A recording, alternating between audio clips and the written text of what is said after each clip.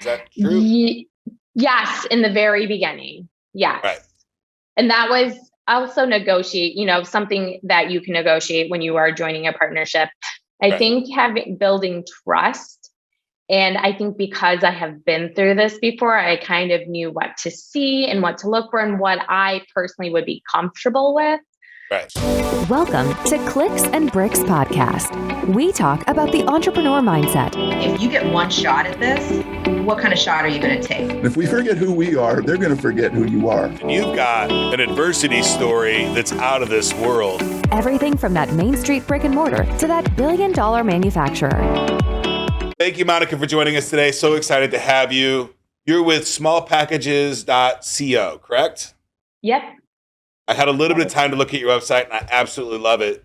I want to jump into what it is that you do specifically and really just untie that and how you got started. Before we jump into that, do you mind just telling the audience a little about who you are, where you're from, and just, a little bit about your history and how you got to where you're at today?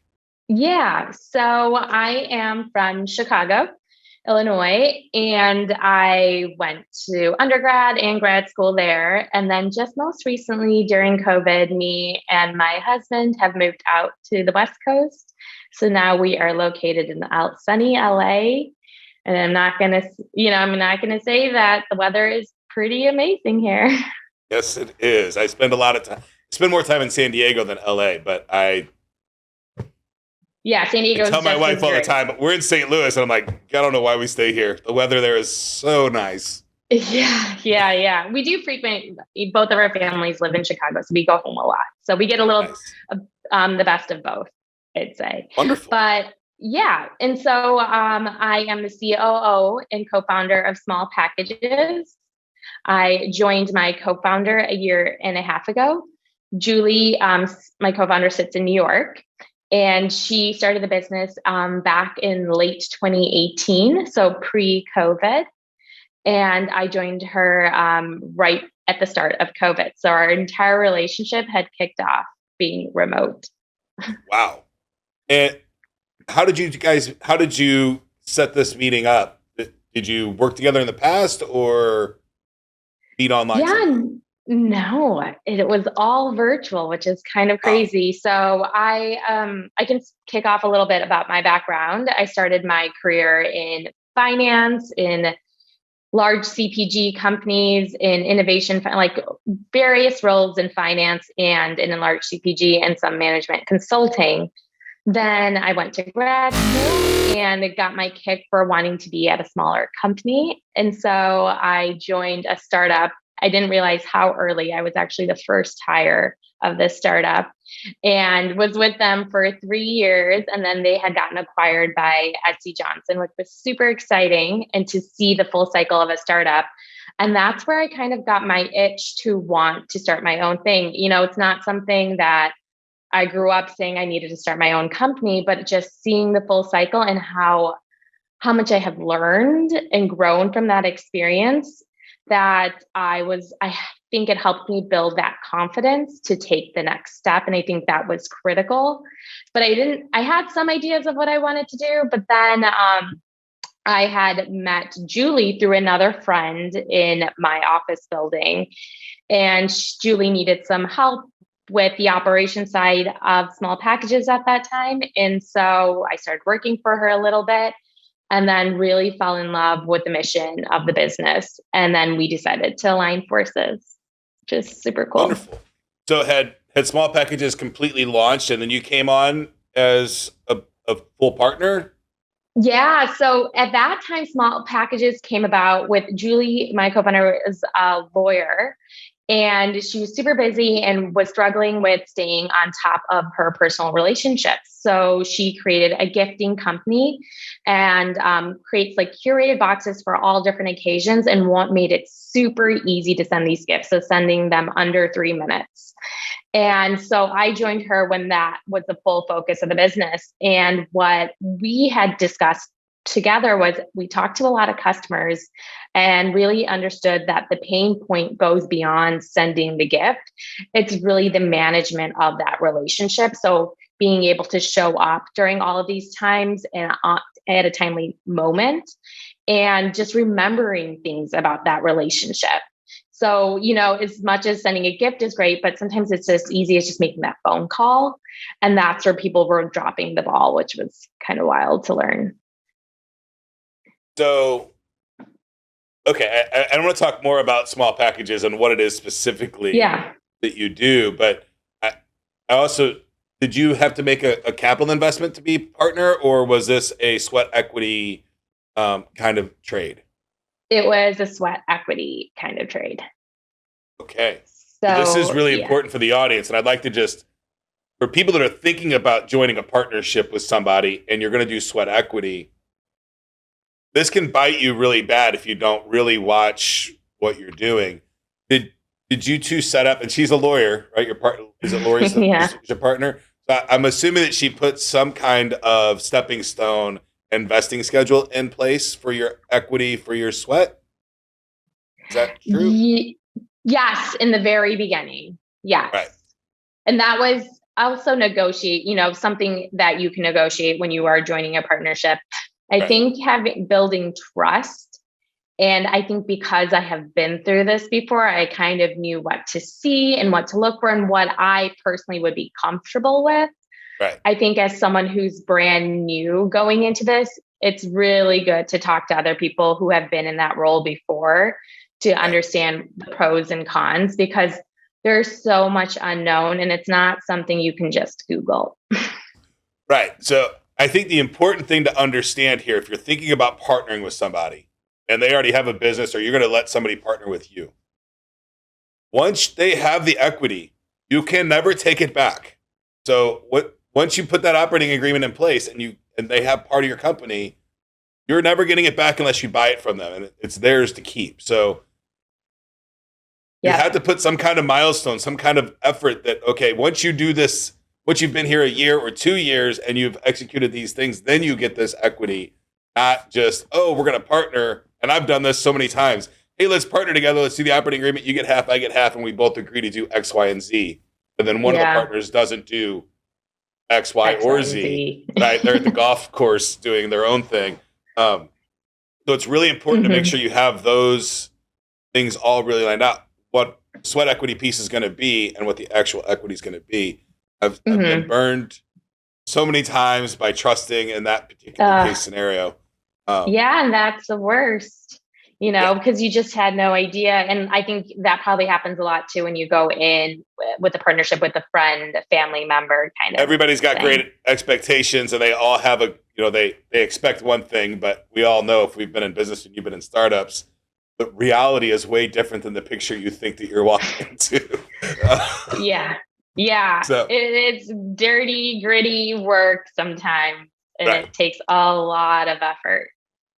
Not a whole lot of people have been the first hire at a startup. I'm lucky enough to have had that experience, and it is so rewarding. What about being the first employee at a startup, and then you exited in 3 years? So that was a pretty aggressive startup, successful startup. What was it about being that first employee that really tickled you? Well, the funny thing is, I didn't realize how small the team was until the first day of work. So I had, I worked at smaller firms before, but it was always small as in 200 people small, not 2 people small. And so they had a lot of interns. So I just associated that with employees. So I was there's always a ton of people around. And then I was oh, okay. It's just me and then my boss pretty much. And then the other co-founder. But I think it all is based on culture too. Those 2 co-founders gave me a lot of autonomy to really operate and build things and test things. And I think that was really important. And I realized I love that. I love having a lot of autonomy to figure things out. So it they found the perfect person for that role. And I just went, every day, it's there was a new opportunity to pursue, try something different. And so that was fun. I think just a little bit of the loneliness of being the only person, not, being able to joke about something with your other coworker. But the beautiful thing about that is we worked out of a WeWork. So I started to make like the people that worked there into my coworkers. So that was kind of fun. I think being in a shared workspace when you're such a small team like that was pretty nice. Yeah, we have a few of those in St. Louis, co-working spaces, and some of my companies sponsor them. They're great. They're great resources for the community, and they're great resources for other local businesses to kind of tap into and get new talent and things like that. Yeah, because that's where I found my co-founder for my most current business. It was through a co-working space. Oh, wonderful. So I loved being the first employee or working at startups in general, because I never felt like I was just a cog in a machine. I felt like I was an important player in the moving of the company. That's always been something that I valued to be part of. Right? If I'm gonna give you half of my life or a third of my life, I want it to be rewarding at the end of the day, not just pushing some paper through the process. Yeah, totally. You make that impact day one, right? Absolutely, I love it. It is weird being the first employee at a company, because you have nobody to blame for past. Oh, this is bull because so and so didn't do X, you look Y, or back Z. and you're like, You literally are creating every single process, every single standard operating procedure, everything across the board, and you forget that people can't read your mind. So you have it's definitely everything. That's a good point. It definitely helped me like polish my communication skills for sure. Because without good communication and being in a tiny team, it's like things will not get done. Right. So then now you're going to join Small Packages, right? You're married. At the time, you're living in Chicago still? Or did you already move to the coast? Yeah, probably a month. And I had just gotten engaged. We were trying to do everything in like one tiny moment. It felt like 2020 was a very busy year with COVID happening. Right. So during COVID, you start a business or you join a partnership, get married, and move to the coast. Yes. All those things. Yes. Wow. Okay, so now you are not first employee, but your first investor partnership? Yeah. In COVID? Yes, in COVID. And then I met Julie for the first time in person during Thanksgiving after she quarantined and everything for a week by herself. And then we met and it was such a crazy experience because we talked every day for like twice a day, as a little square on my screen. And so seeing her in person was just like, what? Like we had made all these commitments already virtually, and then we saw each other in person, which was so crazy. Right. When you joined Small Packages, were they pre-revenue or had she already had some sales? She already had sales. COVID was really good for Small Packages at that point. And that's where she kind of hit that trigger of like, I need a co-founder. Okay. And so, it's a gifting business about helping people connect when they can't see someone in person, pretty much. Right. So the business, pretty much COVID was a great use case for the business.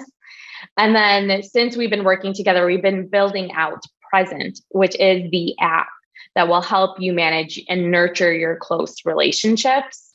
And the beauty of this is we will not only sell Small Packages curated boxes, but we also give the opportunity for you to send gifts for everyone in your circle. So right now our gifts tend to be with little items of BIPOC-owned, women-owned, small business brands that have to fit in this box. So we're restricted to a certain extent. And so now by working with brands and having them join our marketplace on the gifting side, you can send a blanket, you can send a bike if you really wanted to, depending if it's for a niece or a nephew kind of thing.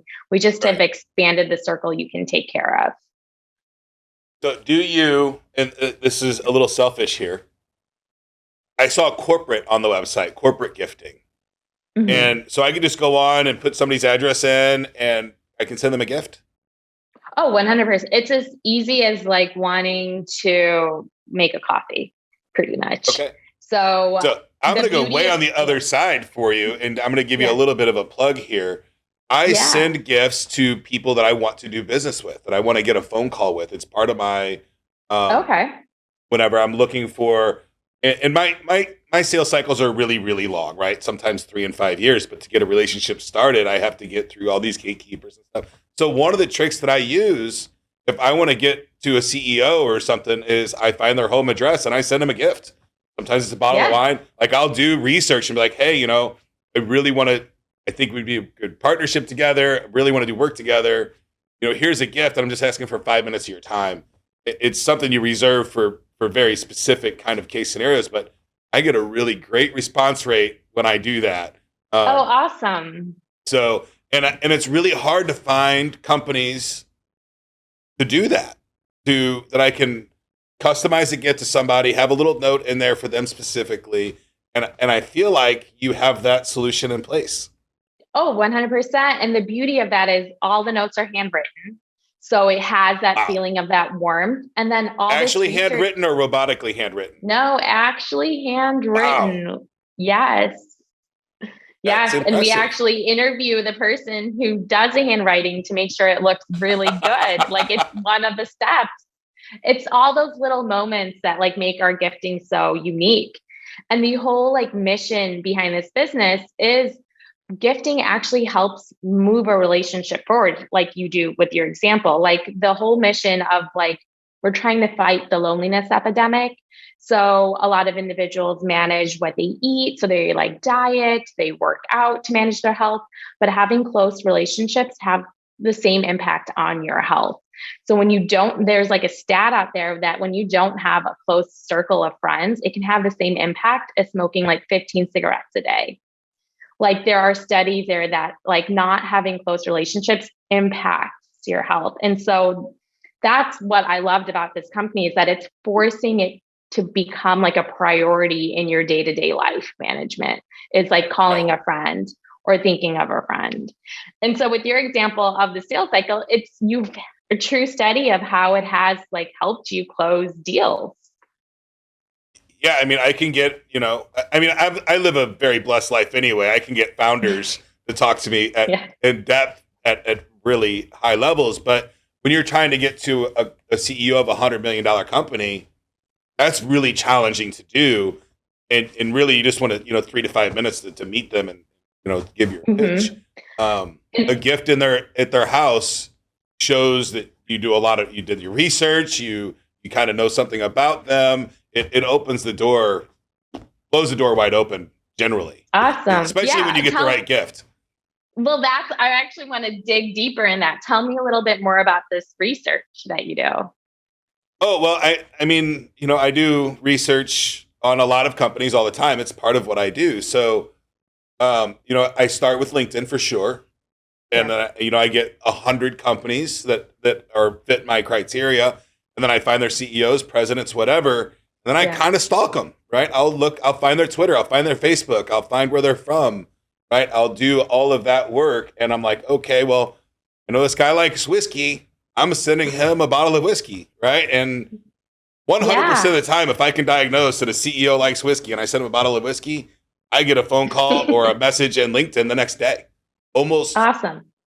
100% of the time, right? Yeah, because I can get the gift wrong, right? Yeah. I can obviously say, oh, they live in St. Louis. They have to be a Cardinals fan and send something. If I go cheap on the research, I'll get a cheap response. But if I really dig in, I can find something unique about them.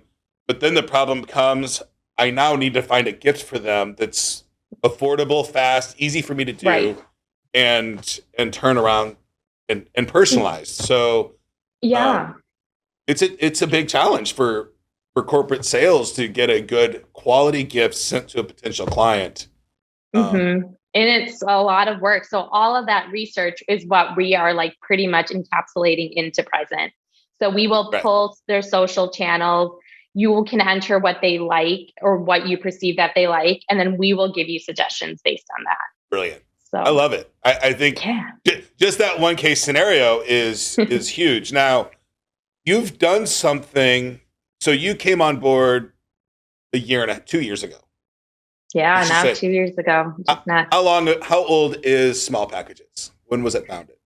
I think it was in ideation in late 2018, but I'd probably say early 2019 is when it really went on the market. So 3 years. So 3 years, and you've already hit 1 million revenue, Yeah. which seems, Yes. for a lot of people, that seems like, holy cow, how would I ever get to $1 million? But $1 million is still a relatively small company, Yeah. right? But for Yeah. the guy sitting on the couch or the girl sitting on the couch thinking, hey, I want to start this, right? Yeah. If you don't start it Yeah. today, you won't be at $1 million in 3 years. I promise you that. Right? You're just going to be whatever job that you had or wherever you're at the time. So Yeah. I love that. How does that make you feel? Like 3 years later, you're now running $1 million company. It's funny. Like we try to stop and like take it all in, but I think there's always like the next milestone that you've already eyed and the milestone after that. So it feels good, but I think this is just like the baby step. And then there's so much more for us to go. But it's nice to hear, and it's nice to talk to other people about it and get their perspectives. Hearing you say that like obviously feels really good, but I'm sure if you told me that a year and a half ago, I'd be super excited. Now it's like on to the next kind of feeling. There's a certain amount of built-in anxiety for having to grow past where you're at to be able to do this job, right?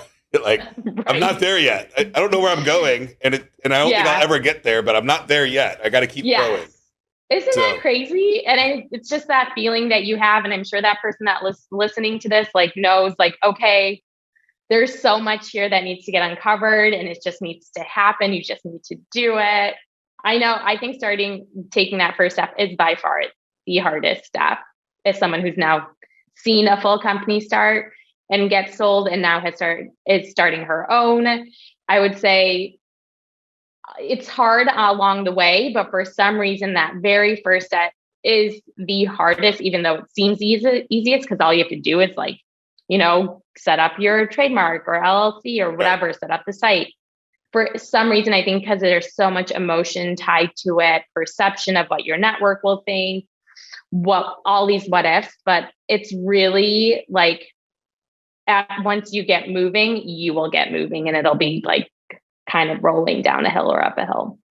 Right. I think that, most business startups fail, right? There's no secret there. And I think people are just afraid of, committing to, hey, I'm going to do this. And because when you commit, you got to tell everybody. You got to tell your friends, your family. Exactly. And not only you got to tell your friends and family, you have to tell thousands of people you've never met before, or you're not going to get anywhere. Hundreds of thousands of people that you've never met before. Hey, this is what I'm doing, and you should love it too. And the failure rate's really high, and I think people are afraid to fail. And I think it's important that we change the narrative that if you're going to be a business person or business owner or an entrepreneur, or whatever you want to call it, the failures are just learning experiences. That's all they are. And we fail. I had a meeting the other day with somebody, and I was like, oh, yeah, like 90% of the things that I try fail. Like only 10%, probably less than 10% of them are actually successful. And they looked at me like I was a crazy person. Like, no, you're successful. I'm like, no. I'm only successful because I try to do a whole lot of stuff. And you just have a perception of my success, right? It's right. You only hear about the success at the end of the day. Right. Yeah. I don't go around talking about, guess what crashed today, guys? Right. We don't communicate that very much, but we take stock of it, learn from it, and keep moving forward. So I think it's important to let the world out there know that it's okay if you start and you don't get there, right? Yeah. And you learn from that. Because you're going to learn so much. What are some of the things that you learned that you didn't have any idea that you were going to learn being employee number one at a startup? And was that a fintech startup? No, that was CPG. I would say in my current role, I'm still learning a ton of stuff because I have never built an app before. So working with the CTO and helping, communicate to the CTO what the vision is for the app is like a whole new world for me, but is so fun and so exciting. So I feel like, being a first hire or even being a founder, just always being open to knowing what you're good at and being very transparent about what you don't know and like trying to learn it and figuring it out. Because there's no way you're going to know everything day one on the job. specifically in building software, and I've been building software for over 20 years, I feel like I fail every day. Every day that it doesn't launch, I feel like, how in the heck did that communication get so far apart from what we talked about to the result that we got? And it happens in software. You have to have really thick skin to just keep. Oh no, that's not what we want, right? But you have to understand that the communication may have seemed that, oh, I can understand how they thought that's what we wanted. It's very, very nuanced when you're building software. And with small teams or big teams, it doesn't matter. Right? Yeah, I'm learning that. What is I like? So like a lot of the ways I learn things is just talking to other people in my network. And a lot of my friends that are at larger companies and tech companies have the same problems. Same exact problems. Yeah. Yes. So it's super interesting with tech, and then like being like thick skin you hit on is really important too, because just get ready for all the feedback. Yeah, and it's going to come. It's going to come from yourself. It's going to come from your programmers, and then it's going to come from your clients, hopefully. Right? Hopefully your clients are telling you what you're doing wrong, and hopefully you're listening to them. Exactly. Yes. And that definitely is a skill set that like I'm learning and being better about, making sure not to put my own perception of what the right answer is, or, swaying the response by the way I ask the question. So like just being able to get true feedback and like listening and taking it in and deciding how you want to implement it and whatnot. But it's really important. I think at all stages of a startup, feedback and being able to take it in is really important. Today we have smallpackages.co. And if you want to send a gift to anybody, corporate, niece, nephew, all those other things, what other things make small packages? You said something about, building that relationship and remembering special moments. Is there something built into small packages about remembering birthdays and stuff? So we're in beta with the app right now. And yes, so we have on our board a Hallmark exec who's helped us understand the science behind building strong relationships and when to show up. So not only will we remind you during big milestones like wedding anniversaries, birthdays, kids' birthdays, but also in moments when the relationship has not been reached out to in a while. So we have cadences on when to check in, and you can decide how warm you want to be, or if you want, someone you don't need to check in with that often, every few months. So we nudge you during those moments too. And then we have unique ways to connect. So we will provide you prompts if you want to make a call and you don't know how to get the conversation started. And we'll log all of that so you kind of have that history for yourself on knowing when you should reach out next. Wonderful. So that is not out yet. Yes. That is so cool. So that's part of the app. So smallpackages.co is the website. What's the app going to be called? Present. So we want you to be present in your relationships and present with that. We have the perfect gift if you want to send a gift. I love it. I think that is so cool. I have, I'm up there in age at this point in my life, and I have a lot of relationships that are 20, 30 years old. And, there's frequently the conversation at reunions and stuff of, the phone works both ways, guys. Like, oh, right. Right. It happens like, oh, we should get together more and things like that. And some of those relationships should probably sunset. But some of them would be great to nurture and have them in your life and keep going. And I think it's really special that you're creating that, right? Because, even as your kids get older and grandparents get less and less needed in a kid's life, but they still want to reach out, it's nice to have a reminder and maybe some tips and trips. I feel like our world has gone very introverted through COVID. And might need some great tips and tricks on how to break that ice, even with your family members. It's so bizarre that people are struggling to, well, I want to reach out to grandma, but I don't even know what to say. So yeah. And as people's families grow too, all of a sudden there's a bunch of nieces or nephews or cousins or in-laws. It's a lot to manage in your headspace. And so that was like the big pain point we were trying to solve for, is like, I'm juggling so many things and I want to show up, but honestly, it is I'm going to mark it mentally lower on my priority because I have so many other things that need to be done. And so we want to make that easier for the user. Absolutely. I love it. It's great. It's changing the world.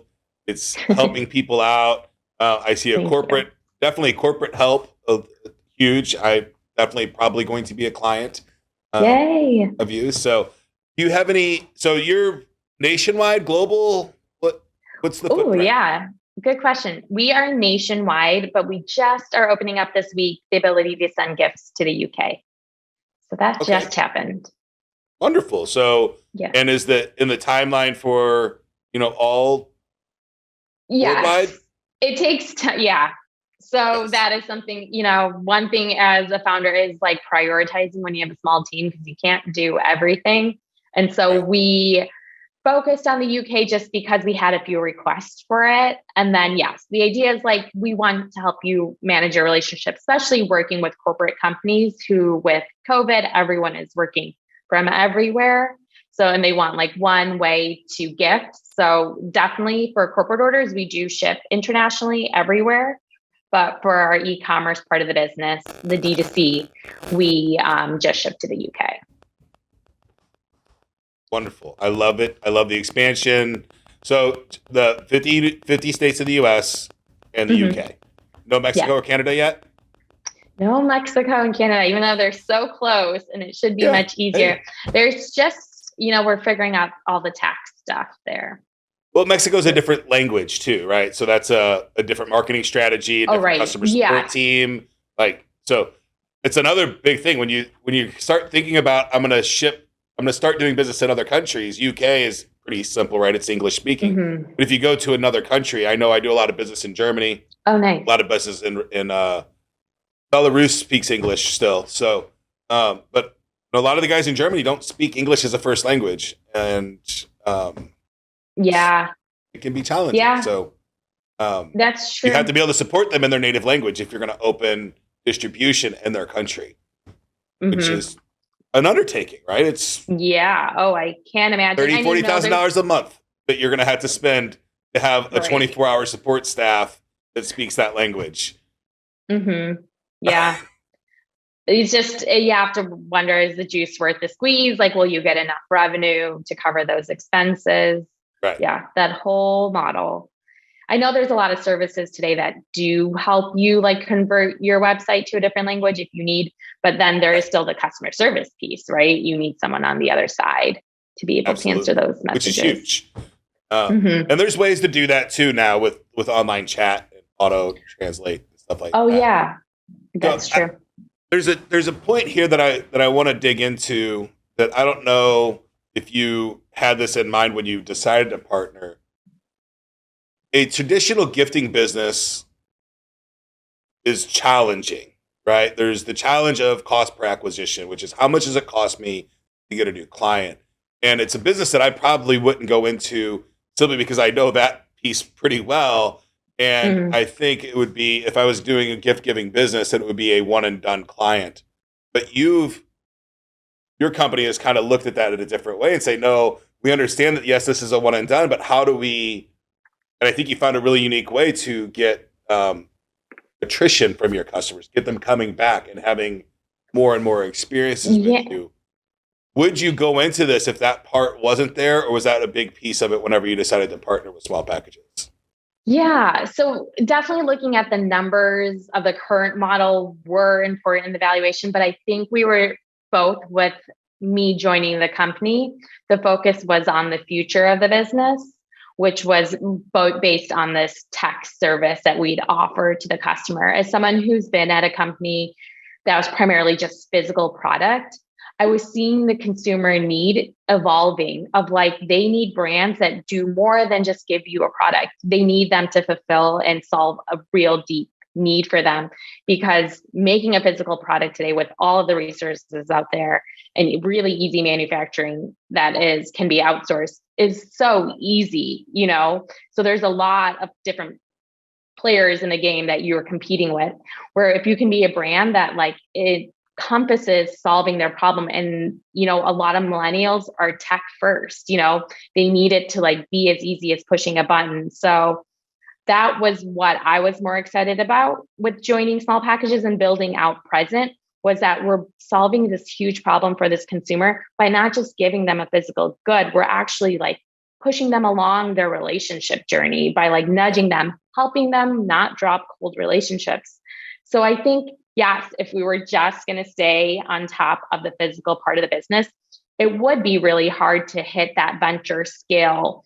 It could be more seen as a lifestyle business, I'd say. But the beauty of having the physical product on top of the tech is it's helping us bootstrap, where we don't have to go reach out for funding right away. We can actually test this product with a lot of beta users, get it to a really good spot before we go out to raise.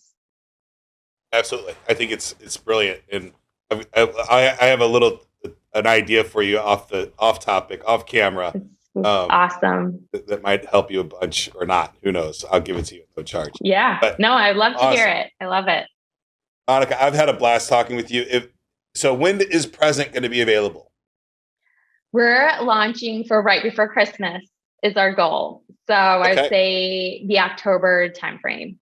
October of 2022. We're in July of 2022 when this airs. So a few months down the pipeline, and it's going to be out. But right now you can start getting a relationship started with smallpackages.co.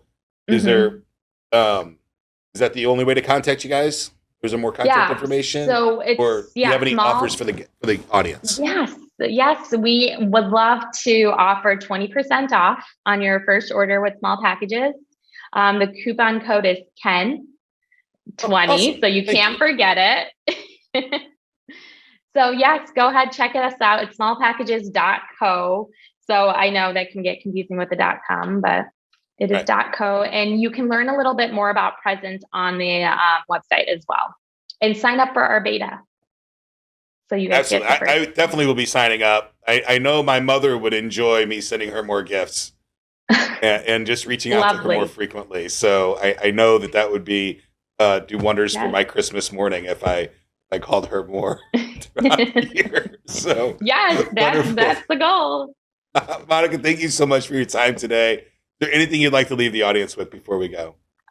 No, and thank you so much, Ken, for having me on this show. It's so fun to share the story about Small Packages and hearing from other founders and entrepreneurs too. No, I would say if you're thinking about it, as Ken always mentions, I'd say go ahead and just get started because, like I said, that's probably the hardest step you will occur during the whole progress. All you got to do. Yep. Wonderful. Monika, thank you so much. You have a great day. Awesome. Thanks. You too. That's it for today's show, folks. If you'd like to join my text line community, the number is 314-370-2871. All you have to do to join that text line is send me any question about business or technology. I'll do all the research, and I'll give you an absolutely free, totally unbiased answer. Get to work.